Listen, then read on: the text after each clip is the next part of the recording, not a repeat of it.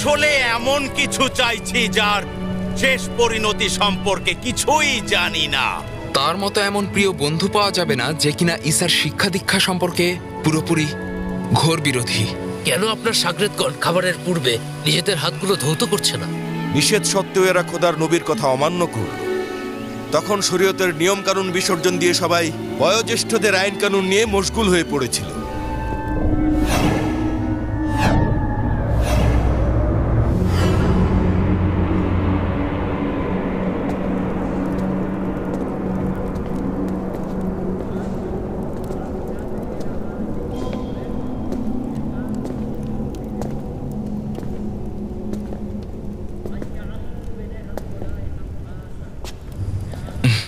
একেবারেই চিন্তা করবেন না, সবাই আমাদের নিজেদের লোক।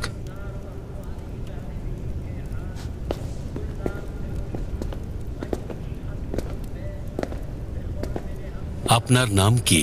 শাওলে। কোথাকার অধিবাসী? কেরেট, ফেনিকিয়ে নাকি? আপাতত রোমানদের পক্ষে দায়িত্বে আছি। লেখাপড়া করেছেন? জি। আচ্ছা, ঈসার সঙ্গে বিরোধে জড়ানো হচ্ছে একটি বিপজ্জনক খেলা। বলুন তো, কেন আপনি ইচ্ছে করে এই বিপজ্জনক খেলায় নামতে চাইছেন? ঈসা ইয়াহুদি এর লোকজনকে ফিতনা ফ্যাসাদে জড়াচ্ছে। ফিতনা?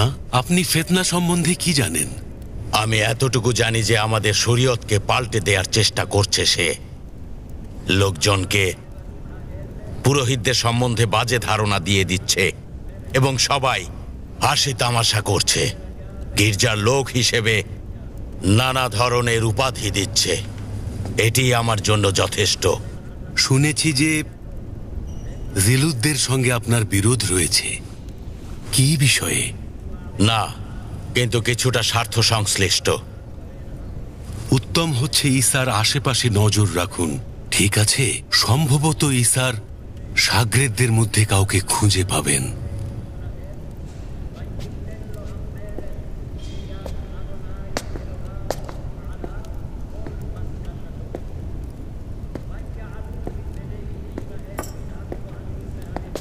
প্রতিটি মৌমাছির চাকে কিছু মৌমাছি থাকে যারা নিজ স্বার্থে মধু আহরণ করে। হ্যাঁ, আপনি অবশ্যই ঘুরে ঘুরে ওকে খুঁজে বের করবেন এবং পথ থেকে সরিয়ে দেবার চেষ্টা করবেন। টাকা পয়সা দ্বারা, রাজনীতি দ্বারা, ওয়াদা এবং বেশি উপহার উপঢৌকন দ্বারা। আচ্ছা, আমি শুনেছি খুব ভালো ওয়াজও নাকি করেন। একদিন এটি আপনার বেশ কাজে লাগবে। ওই বেটা খুবই ধুরন্ধর লোক, বিশেষ করে ওই 12 জন শাগরেদ। কিন্তু ওই শাগরেদদের মধ্যে অবশ্যই 5 মিশালি লোক আমি খুঁজে পাব। নাসেরির এই ধরনের অসংখ্য মুরিদ রয়েছে।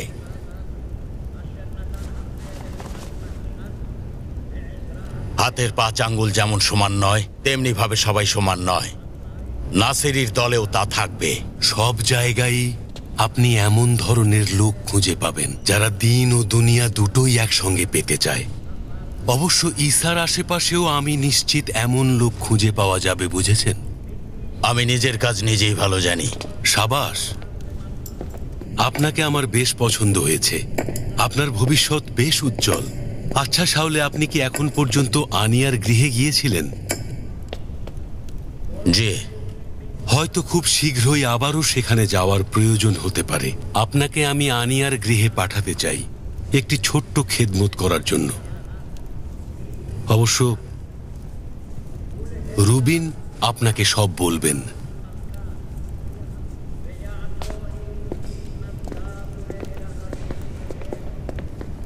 এছাড়া আরেকটি কথা যেন ভুলে না যান, আমরা কখনো একে অপরকে দেখিনি এবং চিনি না। বুঝতে পেরেছেন?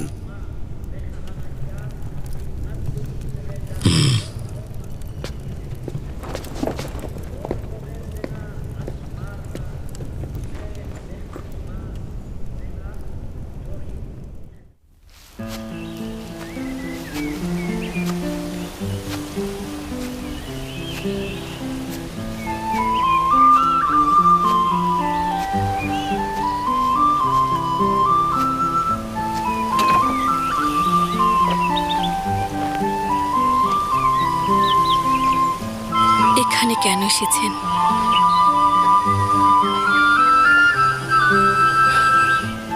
আমার হৃদয়ের টান আমাকে এখানে নিয়ে এসেছে। এমন এক আকাঙ্ক্ষা যা এখনো মুখে বলার মতো শক্তি ও সাহস পাচ্ছি না। আকাঙ্ক্ষা? কিসের আকাঙ্ক্ষার কথা বলছেন?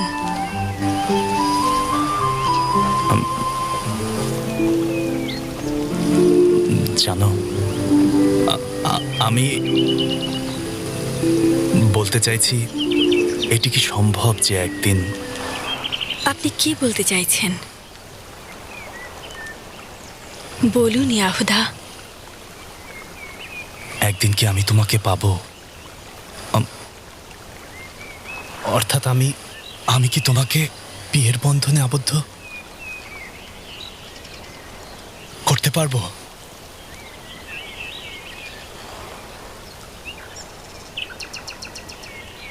জানি যে আমার দরখাস্ত তোমাকে গাফেল করে দেবে, কিন্তু আমি দীর্ঘদিন যাবৎ এটি বলতে চাইছিলাম। অবশ্য এখনো পর্যন্ত এটি বলার মতো সাহস পাচ্ছিলাম না। আমি আপনাকে নিজের ভাইয়ের মতোই ভালোবাসি, বিশ্বাস করুন। এই জীবনে হযরত ঈসা ভিন্ন, আমি অন্য কিছু বা অন্য কাউকে নিয়ে কখনো চিন্তা করিনি ইয়াহুদা। মানুষকে সাহায্য করা ভিন্ন আমার এই জীবনে আর কোনো আকাঙ্ক্ষা নেই। আশা করি এটি উপলব্ধি করতে পারবেন। অবশ্যই জানি। এই রহস্যটি ফাঁস করতে চাইছিলাম না, শুধুমাত্র আমি এটুকুই তোমাকে বলতে পারি, ব্যাস। বুঝতে পেরেছি। আমি আমার এই জীবনে কোনো নারীকে কখনোই এই হৃদয়ে স্থান দেইনি। আমি সত্যি বলছি তোমাকে। আপনি আমাকে ছাড়াও সফল হবেন ইয়াহুদা।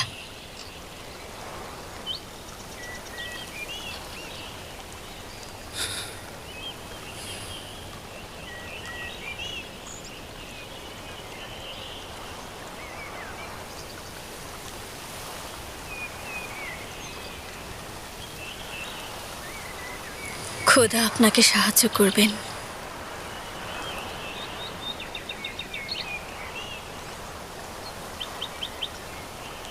খোদা আপনাকে ভালো রাখুন ইয়াহুদা।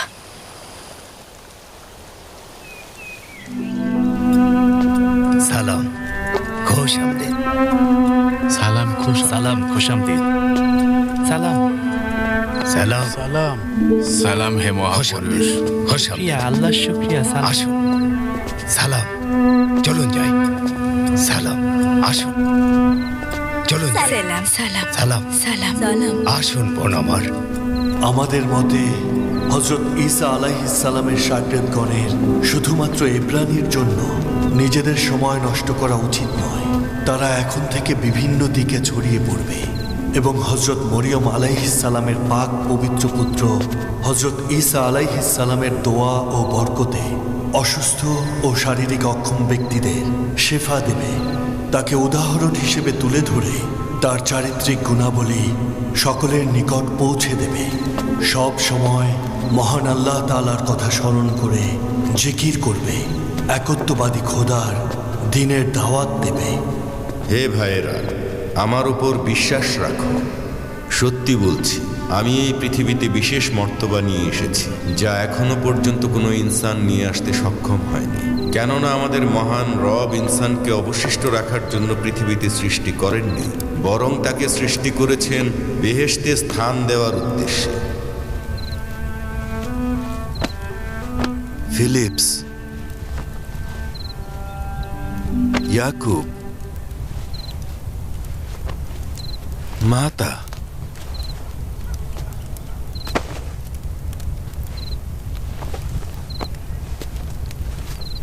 পেট্রোস,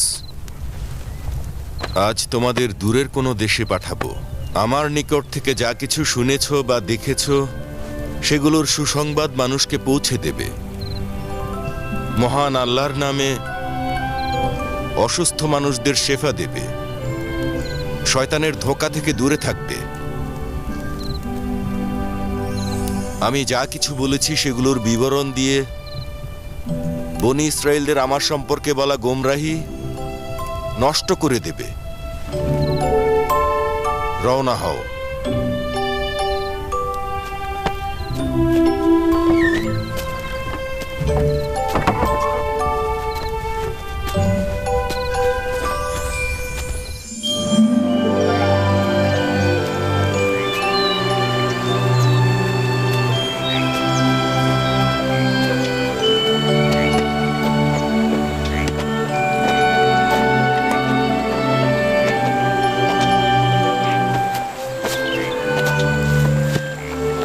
কি হলো মাতা? মনে হচ্ছে কারোর প্রতি অসন্তুষ্ট। না, কিন্তু একটি বিষয় কিছুতেই মাথায় প্রবেশ করছে না। তার মানে আমি বুঝতে অক্ষম। মাতা অক্ষম ও ভোতা বুদ্ধি? হ্যাঁ, সত্যি বলছি পেট্রোস, আমরা কি আসলেই অসুস্থ ও শারীরিকভাবে অক্ষম ব্যক্তিদের শাফা দিতে পারবো? সন্দেহ রয়েছে। আমরা তো এখনো এইসব কাজ করিনি। আগে যে দিনগুলোতে আমরা দ্বীনি ইলম শিখতে যেতাম এবং ফারিসি বক্তাদের ওয়াজ শুনতাম, যখনই কেরামত ও মুজিজার কথা বলতাম এইসব কাজ শুধু পূত পবিত্র পয়গম্বরদের দ্বারাই সম্ভব, যেমন হজরত মুসা, ইউসা, ইলিয়ার মতো ব্যক্তিগণ, অথবা পরহেজগার ব্যক্তিরা যারা খোদার রাস্তায় জীবন বিলিয়ে দিয়েছেন। আর তাদের তুলনায় আমরা তো খুবই নগণ্য, তাই না? সন্দেহ রেখো না মাতা, তুমি পারবে। অর্থাৎ আমরা সবাই পারবো। কেন নয়? কেননা ওস্তাদ বলেছেন যাদের অন্তরে মহান আল্লাহর প্রতি প্রকৃত প্রেম বহমান তারা সবসময় খোদার রহমত পেয়ে থাকে। তারা যদি চায় তাহলে আল্লাহ সবকিছু তাদের জন্য বিভিন্নভাবে আঞ্জাম দিয়ে থাকেন। আমি নিশ্চিত যে মহান আল্লাহর অশেষ রহমতে ওস্তাদের মান সম্মান রাখতে সক্ষম হব। অবশ্যই তা আমাদের জন্য সম্মানের হবে। এছাড়া ওস্তাদের কথাগুলো ভুলে গেলে চলবে না। আমাকে সত্যি করে বলো তো, কেন আমাদের ওস্তাদের খোদা ইচ্ছে করেছে যে আমাদের মতো সাধারণ মানুষ দ্বারা রোগীদের শাফাদান করবেন? আমার অন্তরের কথা বলেছেন। আমাদের দৃষ্টিতে আমরা যারা হযরত ঈসা আলাইহিস সালামের শাগরেদ রয়েছি, তারা মহান আল্লাহর মেহেরবানিতে শুধুমাত্র এই এব্রানীদের নিকট পড়ে থাকার জন্য নয়, আমরা যারা অসংখ্যবার হযরত মরিয়ম পুত্র ঈসা আলাইহিস সালামের রোগীদের শেফা দান করা এবং শারীরিকভাবে অক্ষম ব্যক্তিদের সক্ষম করা বা মৃতদের জীবিত করার সাক্ষী হয়েছি, তাকে মহান আল্লাহ তাআলার অশেষ নিয়ামতের ধারক হিসেবে স্মরণ করছি। এবং তিনি নিজেও সেটি উল্লেখ করেছেন। মহান আল্লাহ পাক সদা জাগ্রত রয়েছে। হে ভাইয়েরা, আমার উপর বিশ্বাস রাখো। সত্যি বলছি, আমি এই পৃথিবীতে বিশেষ মর্তবা নিয়ে এসেছি যা এখনো পর্যন্ত কোনো ইনসান নিয়ে আসতে সক্ষম হয়নি। কেননা আমাদের মহান রব ইনসানকে অবশিষ্ট রাখার জন্য পৃথিবীতে সৃষ্টি করেননি, বরং তাকে সৃষ্টি করেছেন বেহেশতে স্থান দেওয়ার উদ্দেশ্যে।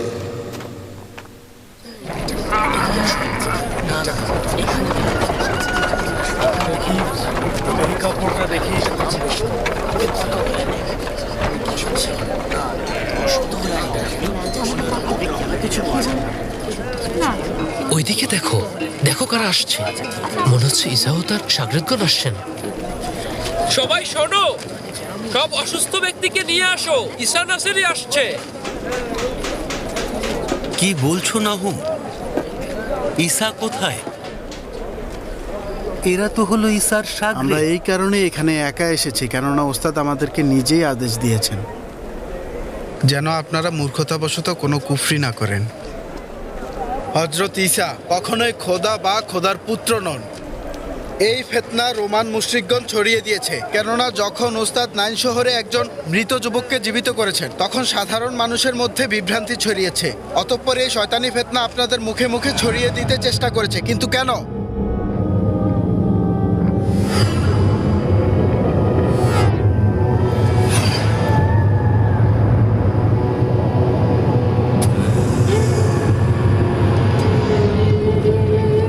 কেননা এই বাহানায় হযরত ঈসাকে দোষারোপ করা যাবে, তদ্রূপ তাকে জল্লাদের তলোয়ারের নিচে পাঠানো সহজ হবে। যেই কাজটি করা হয়েছিল শহীদ হযরত ইয়াহিয়া নবীর সঙ্গে। এবং এখন হযরত ঈসা আমাদেরকে আপনাদের মাঝে পাঠিয়েছেন যেন মহান আল্লাহর রহমতে আপনাদের শেফা দিতে পারি এবং এই ফিতনা ফেসাদগুলো সবসময়ের জন্য নিভিয়ে দিতে পারি।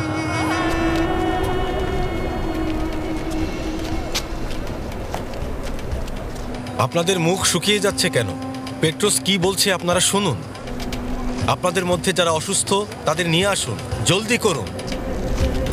হযরত ঈসা আলাইহিস সালামের ওয়াদা হচ্ছে আল্লাহর পক্ষ থেকে ওয়াদা, আর খোদার ওয়াদা সবসময় সত্যি হয়। খোদা কখনোই নির্বাচিত বান্দাকে জনগণের সম্মুখে তুচ্ছ তাচ্ছিল্য করার সুযোগ দেবেন না। আমার প্রতি রহম করুন, আমি শাফা পেতে এসেছি। তার মানে আপনারা আমাকে সুস্থ করতে সক্ষম হয়েছেন।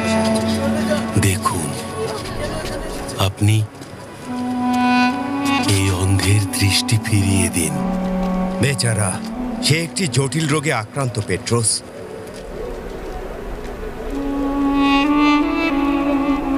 এরা শহরের আশেপাশে কোনো রকম বেঁচে আছে।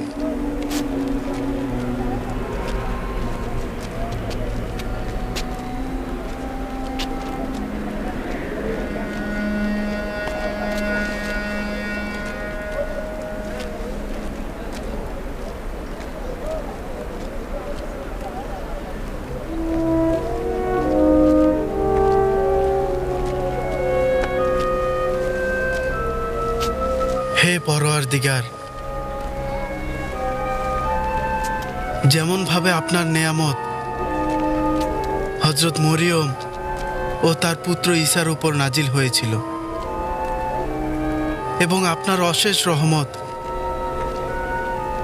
ও বরকতে অন্ধ, বধির ও কুষ্ঠরোগে আক্রান্ত রোগীদের শাফা দান করেছিলেন, আমাদের উপরে তদ্রূপ রহমত ও বরকত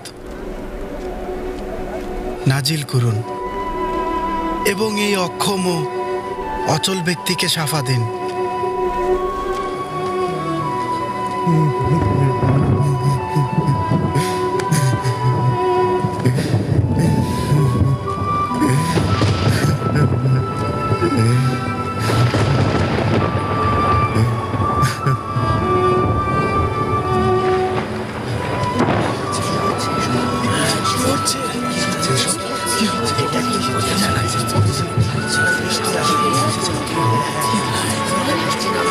আমারও তাই মনে হয়।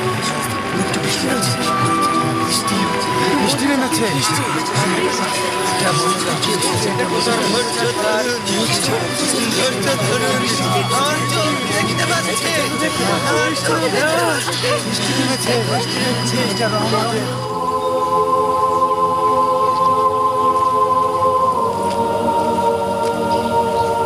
এই লোক অলৌকিক কিছু করছে, কিন্তু মজেজা করছে কি বলো?